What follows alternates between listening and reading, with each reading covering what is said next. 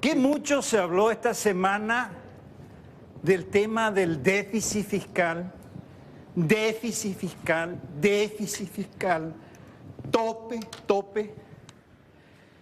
Hasta los taxistas me decían, Pablo, ¿qué es eso del déficit fiscal, del tope? No entendemos, nos beneficia, nos perjudica. Vamos a ver. Lo primero, si los ingresos del gobierno son superiores a sus gastos, tenemos superávit fiscal, no déficit, superávit fiscal. Eso se dio del 2004 al 2011, superávit, ingresos superiores a los gastos, y ahorramos 1.306 millones de dólares. Cuando un gobierno ahorra, eso lo va invirtiendo en los próximos años sin necesidad de endeudarse demasiado. Fue hasta el 2011. ¿Qué pasó en el 2011? Los parlamentarios ese año cometieron un crimen económico que hasta ahora es imperdonable. Estoy hablando de parlamentarios colorados y parlamentarios liberales. Subieron de una manera espantosa los sueldos públicos, el salario de los funcionarios públicos. A tal punto subieron que en 2 años, 2012-2013, hubo que pagar 930 millones de dólares más de lo que se venía pagando en sueldos públicos. Eso tiene un registro a nivel mundial y el registro dice demostración de irresponsabilidad parlamentaria. Imagínense tener que pagar 930 millones de dólares más. Eso llevó a empezar el déficit. Los ingresos no cubren los gastos y entonces tenemos que endeudarnos. El déficit estaba en 3.074 millones de dólares acumulados. Cerraríamos este año en 4.042 millones de dólares. La suma de años en los que tuvieron déficit. Cuando hay déficit, nos endeudamos internamente o externamente. Se acabó la época de superávit y aparecieron los déficits. En el 2013, a la luz del desastre que se había hecho en el 2011 y que tuvo su impacto en el 2012 y 2013, el 86% de la recaudación de impuestos se tuvo que utilizar para pagar sueldos, no quedó prácticamente nada. Se decidió sacar una ley de responsabilidad fiscal, que establecía, entre muchas otras cosas, mira hermano, te voy a permitir que tus gastos superen a tus ingresos en un valor o en un porcentaje del 1,5% del tamaño de la economía paraguaya, 1,5%. Ese será tu agujero.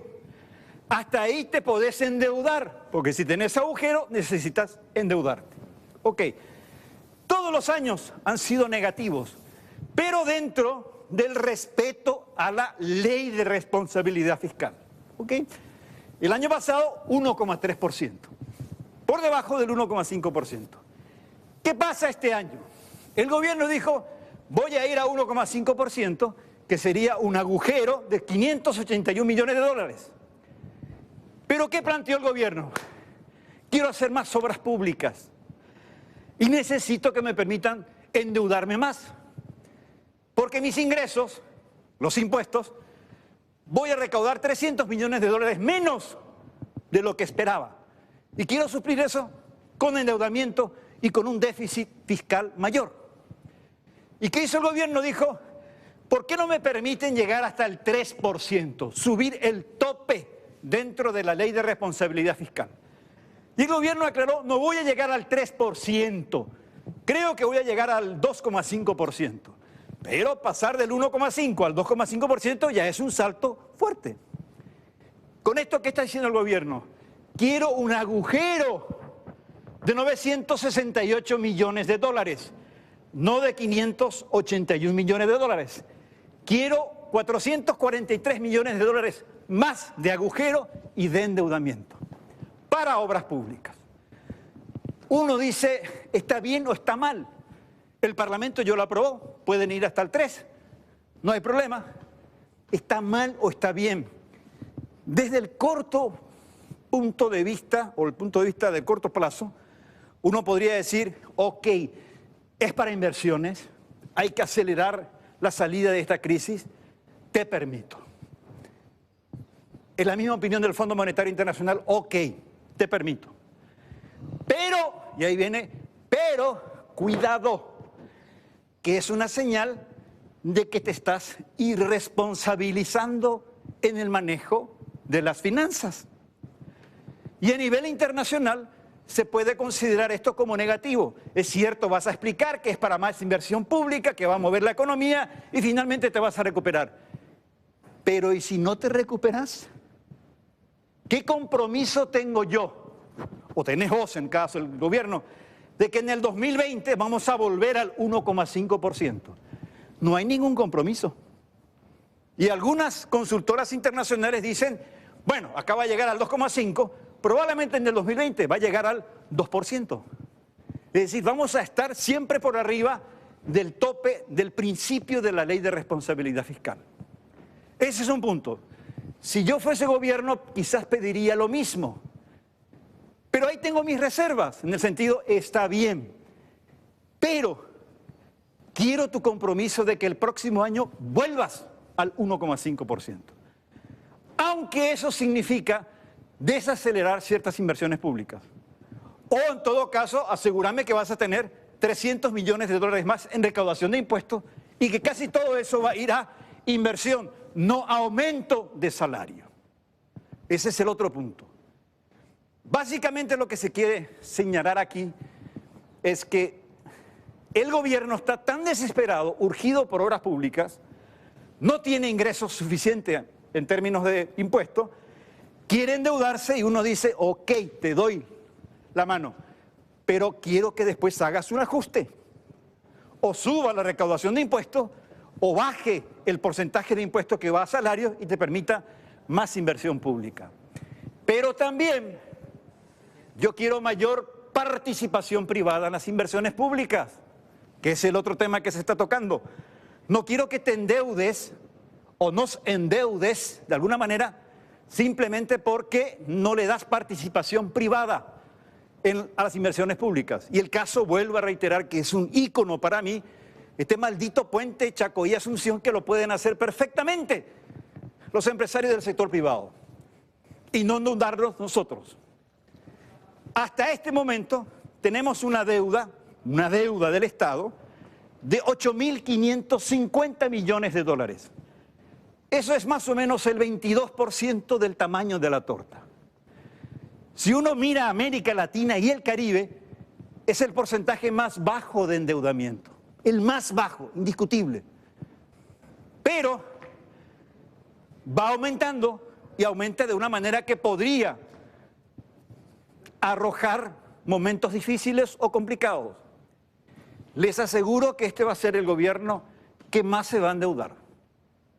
Hoy ya salió un artículo en el diario Última Hora diciendo el gobierno se endeudó en lo que va hasta septiembre 741 millones de dólares más. Según cifras que maneja la consultora del Banco Itaú Unibanco de Brasil, en 2 años, 2019, 2020, este gobierno se va a endeudar 2.400 millones de dólares, que sería casi el 63% de toda la deuda que subió el gobierno anterior. Por eso digo, mirando así uno diría, interesante, mira que es para inversión pública, etcétera, ya no podemos volver a la etapa anterior de los superávit, bueno, los déficits se van acumulando, etcétera. Es difícil cuando uno se expande y después, ¿quién te frena? La ley era para frenar.